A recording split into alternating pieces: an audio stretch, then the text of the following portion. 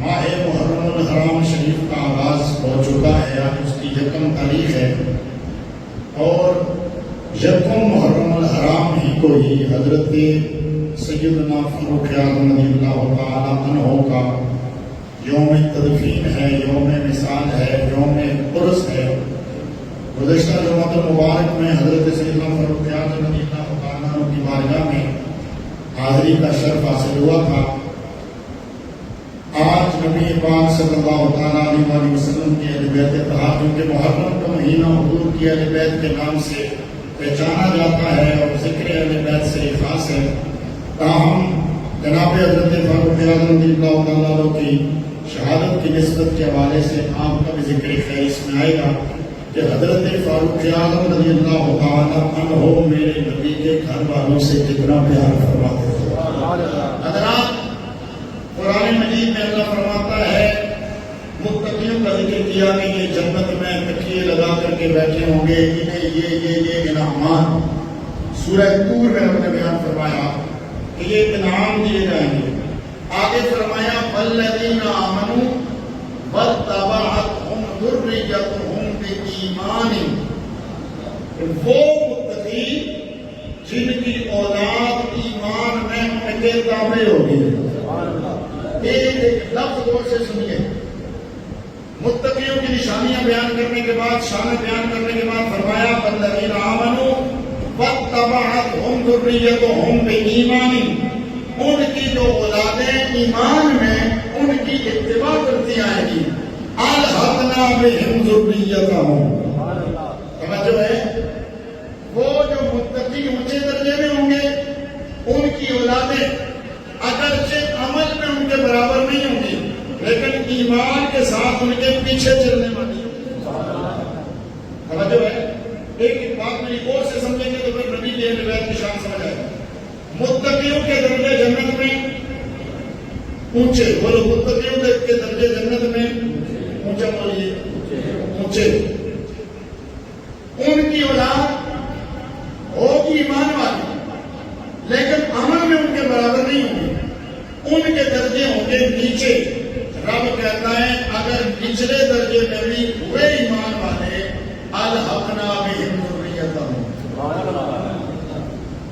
ہم ان متقیوں کے ساتھ ان کی اولاد کو ملائیں گے۔ اب آپ بالکل سبحان اللہ کا کہیں، جن کو نہیں سمجھ آ رہی ٹھیک ہے، جن کو سمجھ آ رہی ہے وہ ضرور کہیں گے۔ متقی اونچے درجے میں، ان کی اولاد ہوگی ایمان والی لیکن متقی اتنی زیادہ نہیں ہوگی، عمل میں اگرچہ کم ہوگی، اپنے عمل کی وجہ سے نچلے درجے میں ہوگی، پر وہ جو متقی ہوں گے نا وہ چاہیں گے ہماری اولاد ہمارے ساتھ ہو۔ تو ان کی چاہت کو پورا کرتے ہوئے ضیاء صاحب، رب کہتا ہے ان متقین کی چاہت کو پورا کرتے ہوئے الحقنا بہم ذریتہم، ہم ان کی اولاد کو نچلے درجے سے اٹھا کر، ہم ان کی اولاد کو نچلے درجے سے اٹھا کر اوپر والے درجے میں یعنی والدین کے ساتھ رکھیں گے تاکہ وہ متقی خوش ہو جائیں۔ اب قرآن کے اس انداز بیان سے پتہ چلا والدین اعلیٰ ہوں، والدین بڑے ہوں، والدین متقی ہوں، تو پھر اولاد اگر نچلے درجے میں بھی ہو تو والدین کی خوشنودی کے لیے رب اس نچلے درجے والی اولاد کو جنت کے اوپر والے درجے میں جہاں ان کے والدین ہوں گے وہاں لے کے جائے گا۔ یہ ہے عام متقی لوگوں کی اولاد۔ اب آئیے نبی کی اولاد کی طرف، اب سبحان اللہ محبت سے فرمائیں گے ذرا، آئیے نبی کی اولاد کی طرف، جن کے بارے میں رب تعالیٰ اور رب کے حبیب نے دنیا میں ارشادات فرما دیے، لیکن پھر بھی فرمایا جو اونچے درجے والے متقی ہوں گے ان کی اولادیں نچلے درجے میں ہوں گی، ہم انہیں والدین کے ساتھ ملائیں گے۔ اب آئیے میرے نبی کی اولاد اگرچہ بڑی شان والی لیکن میرے نبی کا درجہ سب سے اونچا، میرے نبی کا درجہ جنت میں سب نبیوں سے اونچا۔ کتنا اونچا ہوگا؟ نبی پاک علیہ السلام نے فرمایا میرا سمعت معظم فقولوا مثل ما یقول، جب تم مؤذن کی اذان سنو جیسے جیسے وہ کہے تم بھی ویسے ویسے کہو. جب وہ اذان ختم کرے ثم صلوا علیہ پھر مجھ پر تم درود پڑھو. ثم صلی اللہ علیہ الوسیلہ. اذان ختم ہو جائے مجھ پہ درود پڑھو پھر اللہ سے میرے لیے وسیلہ مانگو. سرکار دو عالم صلی اللہ علیہ وسلم سے پوچھا گیا یا رسول اللہ یہ وسیلہ کیا ہے؟ فرمایا یہ وسیلہ جنت میں ایک درجہ ہے. سبحان اللہ. فرمائیے الوسیلہ تو درجۃ فی الجنہ. یہ جنت میں ایک درجہ ہے. لا ينبغي لأحد کو کسی عام کے لیے وہاں جانا ممکن نہیں ہے. صرف ایک کوئی بندہ ہے جس کے لیے یہ وسیلے کا مقام بنایا گیا. سرکار نے فرمایا ارجو انا ہوگا. سبحان اللہ. ایک کے علاوہ اس درجے میں کوئی نہیں جائے گا اور میں اللہ سے امید کرتا ہوں کہ وہ مقام وسیلہ مجھے عطا فرمائے گا. وہ جنت میں مقام وسیلہ ہے جو سب سے اونچا درجہ ہے. وہاں جنت میں حضور ہوں گے. اب توجہ فرمائیے نبی پاک صلی اللہ علیہ وسلم سے پوچھا گیا یا رسول اللہ اس درجہ وسیلہ میں صرف آپ ہی ہوں گے یا کوئی اور بھی ہوگا؟ سبحان اللہ. اس وسیلے والے درجے میں صرف آپ ہوں گے یا کوئی اور ہوگا؟ اب توجہ حضرت مولا کائنات مولا علی المرتضیٰ سے پڑھیے. سبحان اللہ. محبت سے کہیے. مولا علی فرماتے ہیں کہ سرکار ہمارے گھر تشریف لائے. کنز المال کے اندر موجود ہے, موجب الصغیر طبرانی کے اندر بھی موجود ہے اور مسند امام احمد بن حنبل کے اندر بھی موجود ہے. حضرت علی فرماتے ہیں سرکار ہمارے گھر آئے. رات کا وقت تھا تو میں سویا ہوا تھا. مولا کائنات فرماتے ہیں سرکار آئے. اب حضور جب آئے نا تو حضرات حسین بھی جاگ رہے تھے اور سیدہ زہرا بھی پاس ہیں. سرکار دو عالم صلی اللہ علیہ وسلم سے امام حسن نے پانی مانگا. سبحان اللہ. اونچی آواز سے امام حسن نے پانی مانگا. نبی پاک علیہ السلام نے دیکھا گھر میں پانی تو نہیں ہے. حضور نے اپنے ہاتھ میں پیالہ لیا جو بھی برتن تھا اور ایک بکری بندھی ہوئی. سرکار نے اس بکری کا دودھ دوہا. حضور جب دودھ دو کر لائے نا اتنے امام حسین بھی جاتے ہیں. سرکار نے نا وہ دودھ امام حسن کو دینا چاہا. امام حسین آگے بڑھے کہ پہلے میں پیوں. اب جب امام حسین آگے بڑھے نا سرکار نے وہ دودھ امام حسن کو دیا. حضرت زہرا پاک عرض کرتی ہیں یا رسول اللہ کیا آپ حسین سے پیار نہیں کرتے؟ کیا آپ حسین سے پیار نہیں کرتے کہ آپ نے دودھ امام حسن کو دے دیا؟ سرکار نے فرمایا نہ بیٹی, حسین بھی میرا پیارا ہے, حسن بھی میرا پیارا ہے, کیونکہ مانگا پہلے حسن نے تھا. مانگا پہلے حسن نے تھا. میرے نبی نے امام حسن پاک کو دودھ دیا. امام حسن نے دودھ نوش فرمایا. امام حسین نے بھی دودھ نوش فرمایا. پھر میرے نبی نے فرمایا او میری بیٹی فاطمہ انا و ایاک و حاضن. اے میری بیٹی انا و ایاک و حاضن و حاضر راکدو کان یکون فی جنت فی درجت واحدت او کما قال النبی صلی اللہ علیہ وسلم. حضور نے فرمایا او میری بیٹی کل جنت میں تو تیرے یہ بیٹے اور یہ جو پاس سونے والا یعنی علی ہے یہ جنت میں ایک درجے میں ہوں گے.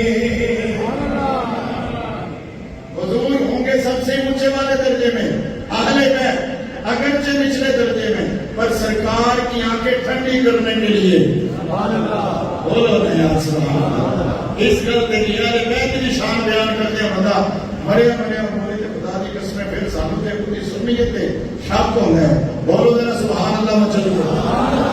آج تے گرمی بھی کوئی نہیں کہ کسی پریشان ہو, پھر بولو سبحان اللہ. میرے نبی جنت کے سب سے اونچے درجے میں.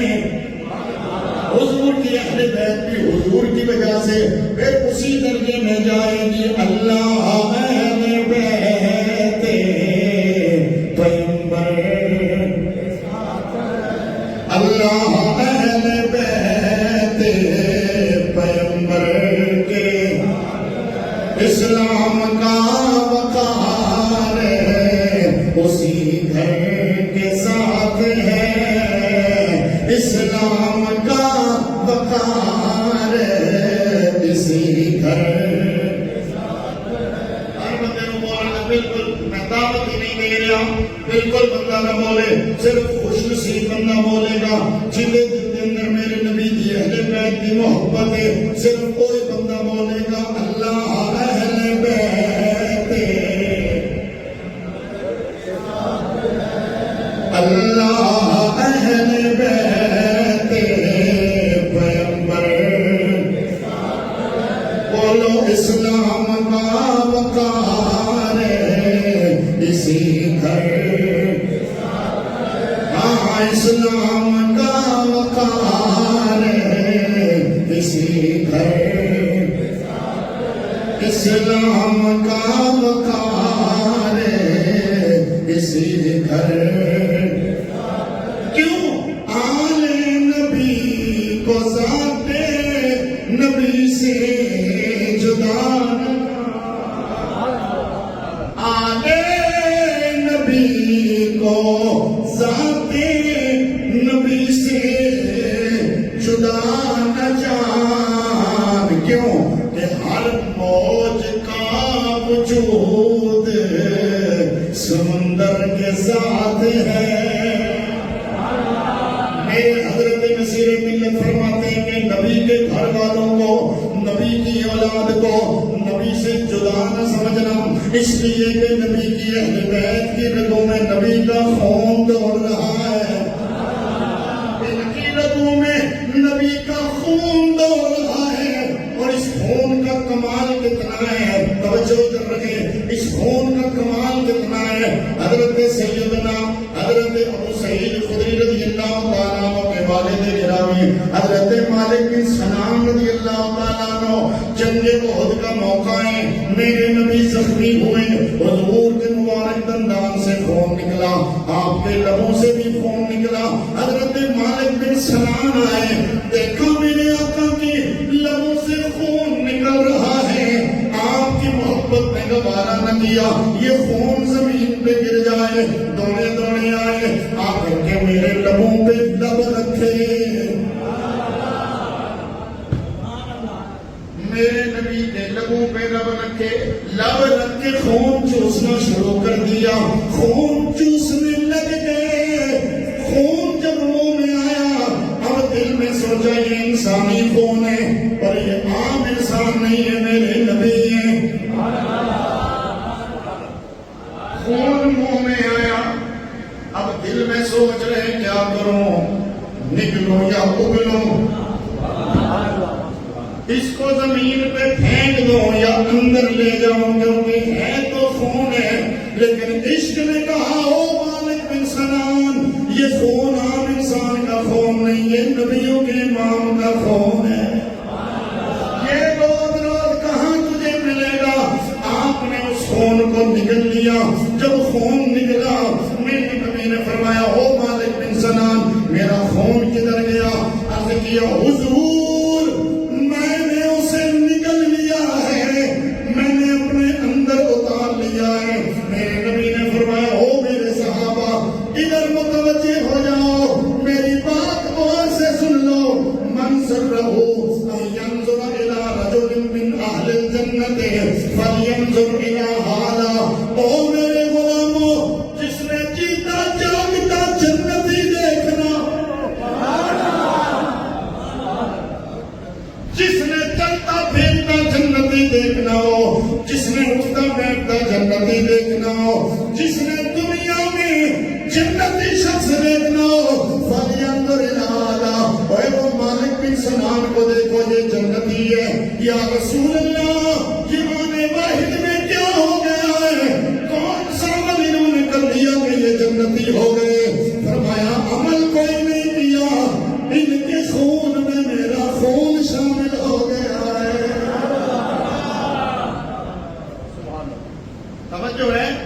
ان کے خون میں تھوڑا تو نہیں بل آتا، ان کے خون میں میرا خون شامل ہو گیا ہے، اور جس کے خون میں میرا خون شامل ہو جائے وہ جنتی ہو جاتا ہے۔ اور بڑا ہی بدبخت بندہ ہوئے گا جڑا ہون بھی نہیں بولے گا۔ توجہ، مالک بن سنان کے خون میں ایک قطرہ شامل ہو، مالک بن سنان کے خون میں ایک قطرہ، 2 قطرے یا 4 قطرے شامل ہو جائیں وہ تو جنتی ہو جائیں۔ جن حسن میں خون ہی میرے نبی کا ہے، جس حسین میں خون ہی میرے نبی کا ہے، جس سیدہ زہرا کو میرے نبی فرمائے یہ تو میرے جگر کا ٹکڑا ہے، جس علی کو حضور مخاطب کر کے فرمائے لحموں کا لحمی جسموں کا جسمی، علی تیرا خون میرا خون، تیرا جسم میرا جسم، تیرا گوشت میرا گوشت ہے، تو پھر ان کے جنتی ہونے کا عالم کیا ہوگا؟ اسی لیے پھر ہم کہتے ہیں اللہ اہل بیت، ہر بندے کو دعوت نہیں ہے، اللہ اہل بیت، صرف سجے کبھی تک نہ بھاگینا بدبخت بندہ ہے جنہوں اس گھر دے میں خوشی نہیں، اللہ اہل بیت، اے اسلام کا وقار اسی گھر، آل نبی کو ذات نبی سے جدا نہ جان کہ ہر موج کا وجود سمندر، بولو ہر موج کا وجود سمندر۔ معلوم ہوا یہ رب تعالیٰ کا قانون ہے، اللہ بڑے لوگوں کی اولادوں کو، بڑے لوگوں کی اولادوں کو اگر اولادیں نیک ہوں، ایمان میں ان کی تابعداری کریں، ان کا درجہ نیچے ہو رب درجہ بلند بھی کروا دیتا ہے۔ قرآن کا ایک اور مقام ہے، رب تعالیٰ نیکوں کی اولاد کا حیا کرتا ہے، سورہ کہف کے اندر موجود ہے۔ جب جناب خضر و موسیٰ گئے ایک بستی میں، وہاں ایک دیوار ہے، دیوار گرنے لگی، اسی بستی والوں نے جناب موسیٰ و خضر کی مہمان نوازی نہیں کی، انہوں نے پانی مانگا انہوں نے نہ دیا، انہوں نے کھانا مانگا انہوں نے نہ دیا، انہوں نے میزبانی انہیں دینا چاہیے انہوں نے انکار کیا۔ قرآن کہتا ہے فَأَبَوْا أَن يُضَيِّفُوهُمَا، انہوں نے ان کی میزبانی سے انکار کر دیا۔ لیکن جناب موسیٰ گزرتے ہیں، جناب خضر نے دیکھا دیوار گر رہی ہے اسی بستی کے اندر، فَأَقَامَهُ، جناب خضر علیہ السلام نے دیکھا دیوار گر رہی ہے، یوں اشارہ کیا، اشارہ کر کے دیوار کو کھڑا کر دیا۔ گویا جناب حضرت سیدنا خضر نے فرمایا اور تو کیوں ٹھہری ہے، اپنی جگہ پہ قائم ہو جا۔ دیوار اپنی جگہ پہ کھڑی ہو گئی۔ جناب موسیٰ فرماتے ہیں اے جناب خضر عجیب معاملہ ہے، ہم نے تو انہیں کہا تھا کہ آپ ہماری میزبانی کریں، یہ ہمیں کھانا دینے سے قاصر رہے، ہمیں پانی پلانے سے قاصر رہے، انہوں نے ہماری ایک نہ مانی۔ آپ نے گرتی دیوار کو کیوں تھاما؟ قرآن نے نقل کیا، جناب خضر نے فرمایا وَكَانَ أَبُوهُمَا صَالِحًا۔ ہر بندہ نہ بولے جنہوں سمجھ آئی ہو تو پورا بولے گا تو آڈا سبحان اللہ مچل کے کہنا میں نے دستا ہے تو انہوں میری گل سمجھ آئی ہے۔ جناب خضر کا وہ جملہ قرآن نے نقل فرمایا اے موسیٰ میں نے انہیں نہیں دیکھا، اما الجدار فکان لغلامین یتیمین فی المدینۃ وکان تحتہ کنز لہما وکان ابوہما صالحا۔ نبی کی شان جناب خضر بعض کے نزدیک نبی ہیں، بعضوں کے نزدیک ولی ہیں. چلو نبی مانو تمہاری مرضی، ولی مانو تمہاری مرضی، لیکن نکاح خضر کا کمال دیکھو. فرمایا اما الجدار فکانا لغلامین یتیمین فی المدینہ وکان تحتہ کنز لہما. جناب خضر نے فرمایا موسیٰ میں انہیں جانتا ہوں، یہ دیوار کے اندر 2 یتیم بچے ہیں. آندے نے کبھی نو دیوار دے پیچھے دا علم ہے.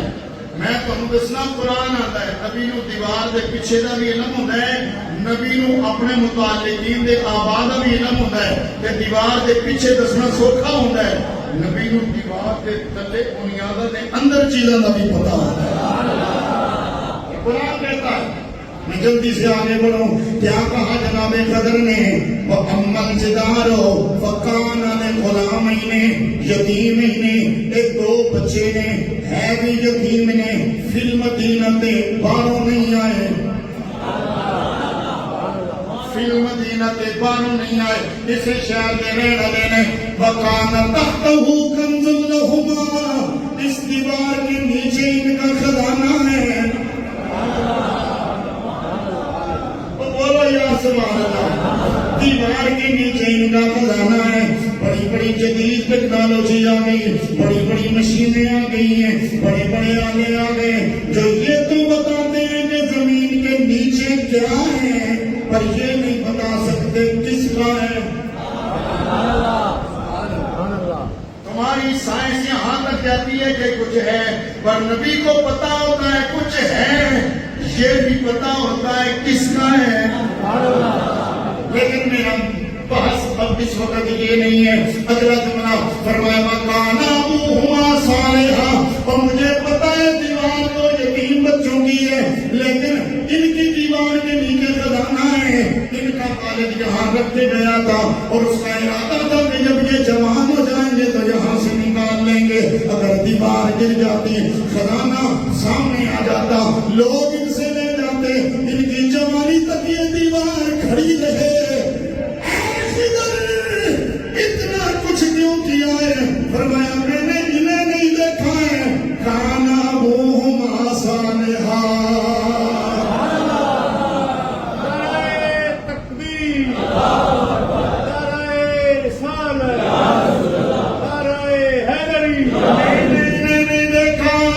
ان کے نیک باپ کی رعایت کرتے ہوئے میں نے ان کے ساتھ نیکی کر دی ہے. ادھر توجہ، معلوم ہو اگر باپ نیک ہو، دادا نیک ہو، پردادا نیک ہو، اس کی برکت سے اولاد میں برکت آتی ہے.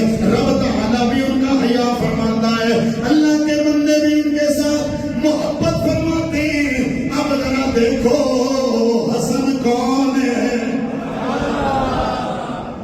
امام حسن پاک نے اور امام حسین پاک نے اسی آیت سے استدلال فرمایا تھا. اب ذرا سنو، امام حسن کون ہے، امام حسین کون ہے؟ اس پر میں ایک اور بات عرض کر کے آگے بڑھوں گا کہ یہ بات بھی واضح ہو جائے گی. اور صرف میں نہیں کہتا، نبی کے صحابہ بھی یوں کیا کرتے تھے. حضرت عمر کا دور ہے، حضرت عمر کا دور خلافت ہے. جناب عمر رضی اللہ تعالیٰ عنہ، بلکہ اگر تھوڑا سا اور پیچھے چلے جاؤ، جناب صدیق اکبر رضی اللہ تعالیٰ عنہ اور جناب عمر رضی اللہ تعالیٰ عنہما، دونوں کا یہ معمول تھا. ابن عساکر روایت نقل کرتے ہیں دونوں کا یہ معمول تھا. جب بھی جناب حضرت عباس سے ملاقات ہوتی تھی، یہ عباس کے ساتھ سواری پہ نہیں چلا کرتے تھے. کون؟ حضرت عمر بھی اور حضرت ابوبکر صدیق بھی سواری پہ جناب عباس کے ساتھ نہیں چلا کرتے تھے. جب جناب عباس سوار ہوتے یا اپنی سواریوں سے اتر جاتے، جناب عباس کی سواری کی لگام پکڑتے. کیوں؟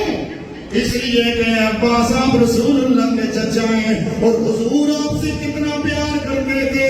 خود جناب فاروق اعظم فرماتے ہیں ہم نے دیکھا ہے سرکار جناب عباس کو اس طرح دیکھا کرتے تھے جس طرح بیٹا اپنے باپ کو دیکھا کرتا ہے. بات میں کر رہا تھا. جب جناب حضرت عمر فاروق رضی اللہ تعالیٰ عنہ نے طویل روایت ہے لیکن میں خلاصہ کرتا ہوں. جب جناب حضرت عمر رضی اللہ تعالیٰ عنہ نے حضرت حسنین کریمین کے لیے وظیفہ مقرر فرمایا اور اپنے بیٹے کے لیے بھی وظیفہ مقرر فرمایا. جب وظیفہ حسنین کو دیا بدریوں کے برابر دیا. حالانکہ یہ بدر میں شریک نہیں ہوئے تھے. بولو بلکہ ان کی ولادت ہی بدر کے بعد ہوتی ہے. لیکن جناب فاروق اعظم نے ان کا وظیفہ بدریوں کے برابر رکھا. یعنی سب صحابہ میں سے جو افضل صحابہ جن کا زیادہ وظیفہ تھا جناب حسنین کا وہ رکھا, اپنے بیٹے کا ان سے کم رکھا. جناب حضرت عبداللہ ابن عمر جناب عمر کے بیٹے کہنے لگے امیر المومنین میں آپ کا بیٹا ہوں اور حسنین یہ تو چھوٹے ہیں. میں نے جہاد بھی ان سے زیادہ کیا ہے, میں نے نمازیں بھی ان سے زیادہ پڑھی ہیں, میری عمر بھی ان سے زیادہ ہے, میری خدمات بھی اسلام کے لیے زیادہ ہے. پر وظیفہ آپ نے انہیں زیادہ دیا, مجھے تھوڑا دیا. وجہ کیا ہے؟ اب جناب عمر نے جو جملہ ارشاد فرمایا وہ سنو. فرمایا او میرے بیٹے بے شک تیری نمازیں زیادہ ہیں, بے شک تیرے روزے بھی زیادہ ہوں گے, بے شک تیرے جہاد زیادہ, تیری خدمات زیادہ, صدقات زیادہ ہیں, لیکن تو حسنین کا مقابلہ کیسے کر سکتا ہے؟ حسنین کے بابا کو دیکھ.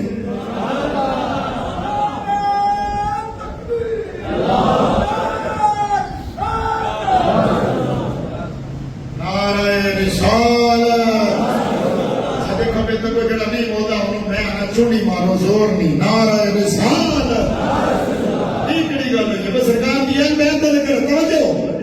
حضرت عمر نے جناب عبداللہ بن عمر سے فرمایا بتا تو ان کا مقابلہ کیسے کر سکتا ہے؟ اگر ان کا مقابلہ کرنا چاہتا ہے تو ان کے باپ جیسا باپ لے کے آ, ان کی ماں جیسی ماں لے کے آ, ان کے ماموں جیسے ماموں لے کے آ, ان کی خالہوں جیسی خالہیں لے کے آ, پھر پڑھ کے بعد ان کی نانی جیسی نانی لے کے آ, ان کے نانا جیسا نانا لے کے آ. کہاں سے لائے گا تو جن کی ماں فاطمہ اور بابا علی اس حسین ابن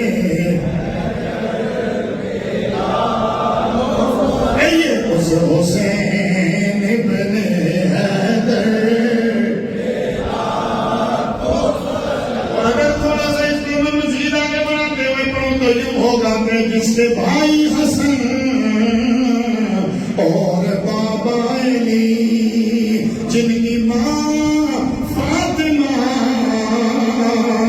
اور نانا نبی, اس حسین ابن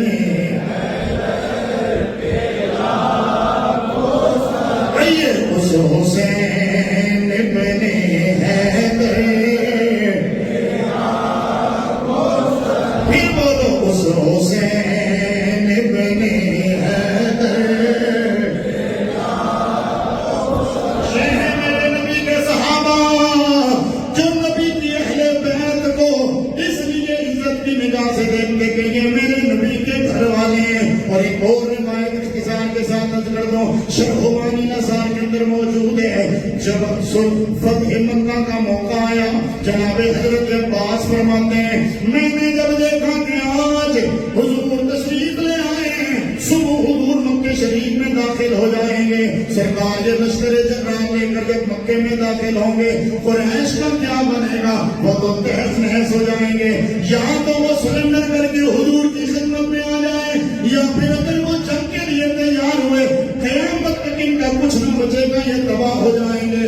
آپ فرماتے ہیں میں سوچ رہا تھا کسی طرح انہیں مطلع کیا جائے, تم میرے نبی کی بارگاہ میں آ جاؤ. جناب عباس فرماتے ہیں میں حضور کی سواری پہ سوار ہو کر کے نکلا, راستے میں مولا علی مجھے ملے. میں نے مولا کائنات سے کہا ہے علی اگر ہم انہیں بتا دیں تو اچھا ہوگا، وگرنہ یہ کچلے جائیں گے، مارے جائیں گے، قریش کے تحس نحس ہو جائے گا۔ جناب علی المرتضیٰ اور جناب عباس کی یہ باتیں ہو رہی ہیں، اتنے میں عباس فرماتے ہیں مجھے ابو سفیان کی آواز آئی جو اپنے ساتھی سے بات کر رہا تھا۔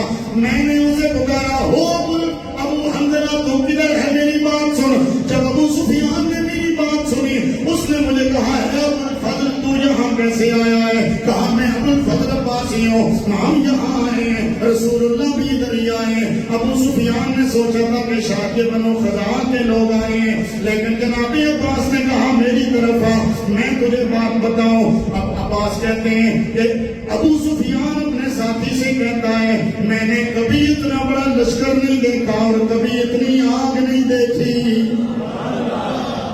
پتہ ہے مکہ کے موقع پر نا سرکار نے حکمت عملی کے تحت فرمایا تھا کہ دو بندے بھی اکٹھے ایک جگہ پہ نہ ہوں، سب الگ الگ آگ جلائیں،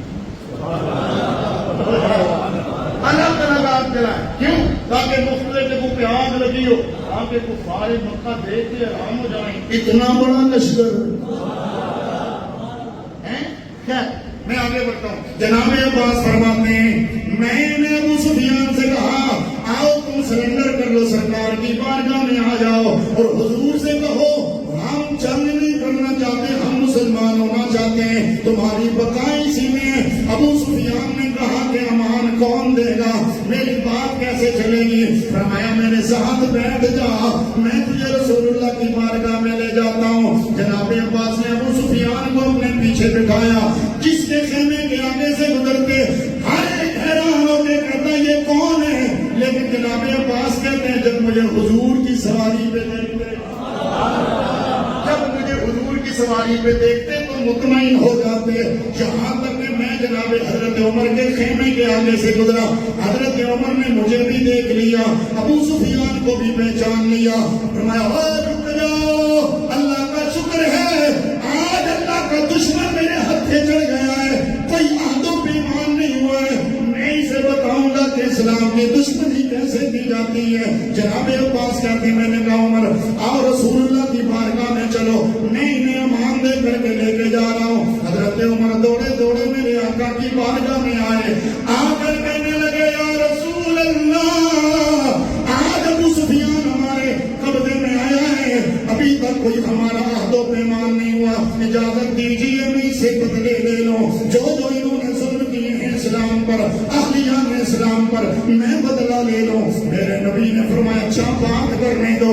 حضرت عمر کا غصہ ٹھنڈا نہیں ہو رہا۔ جناب عباس کہتے ہیں اتنے میں نے کہا عمر صبر کو کر جا، اگر کوئی تیرے خاندان کا ہوتا پھر تو آگے بڑھ کے سفارشیں کرتا، لیکن چونکہ یہ قریشی ہے اس لیے تو کہتا ہے کہ میں اسے مار ڈالوں۔ اب حضرت عمر نے جو جملے کہے خدا کی قسم سونے کا پانی تو کیا ہے، لوح محفوظ پر لکھے جانے والے یہ کلمے ہیں۔ جناب حضرت عمر نے کہا ہو باز رک جا، یہ کیا کہہ دیا تو نے کہ میں اپنے خاندان کو حضور کے خاندان سے عزیز رکھتا ہوں؟ فرمایا کہ رب کعبہ کی قسم ہے خاندان کا اور فرد تو دور کی بات ہے، جس دن آپ اسلام لائے تھے۔ یہ جملہ حضرت عمر کی محبت کا منہ بولتا ثبوت ہے۔ فرمایا عباس اس طرح باتیں نہ کر، جس دن آپ اسلام لائے تھے مجھے رب کعبہ کی قسم ہے اگر آپ کی جگہ پہ میرا باپ اسلام لاتا اور دوزخ سے بچتا مجھے اتنی خوشی نہ ہوتی جتنا آپ کے اسلام لانے میں خوشی ہوئی تھی۔ کیوں؟ فرمایا اس لیے کہ خطاب کے اسلام سے میں خوش ہوتا ہوں، خطاب کے اسلام سے میں خوش ہوتا، آپ کے اسلام سے رسول اللہ خوش ہوئے تھے۔